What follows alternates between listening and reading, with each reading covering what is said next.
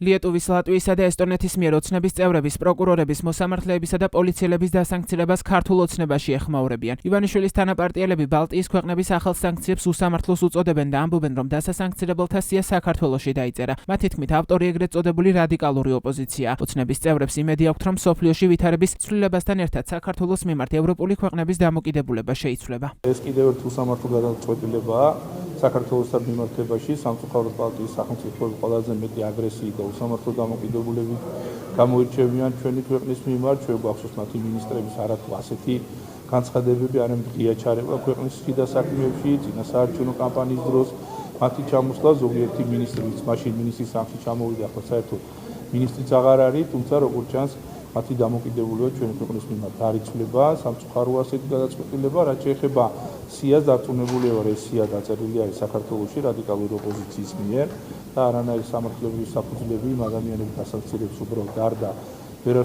ვერ არსებობს, ისევე როგორც წარმოუდგენელია რა კავშირშია ჩემი კოლეგების დასანქცირება, მithumetes ბექაუძიში არ ვიცი თქვენ აღარ არის საქართველოს პარლამენტის წევრი და როგორ შეიძლება ქართველ ლეგენდას, სოფლიო ლეგენდა ლაჯა ტალახაძე დაასანქციროთ ან გაუგებარი მიზეზების გამო. ბალტიის ქვეყნებმა სანქციების გაფართოების შესახებ სამართს გამოაცხადეს. ლატვიამ პერსონა ნონ გრატად გამოაცხადა 16, ლიეტუვამ 74, ესტონეთმა კი 55 პირი. სანქცირებულები პასუხისმგებლები არიან ადამიანის უფლებათა და ფუნდამენტურ თავისუფლებათა მძიმე და სისტემურ დარღვევებზე. ახალ სანქციებში მოხდნენ საკონსტიტუციო სასამართლოს 7 მოსამართლე, პოლიტპატიმრების საქმეების პროკურორები, მოსამართლეები, ცრუ მოწმე პოლიციელები და ოცნების მოქმედი და ყოფილი პარლამენტარები. მათ ბალტიის ქვეყნებში შესვლა აეკრძალათ.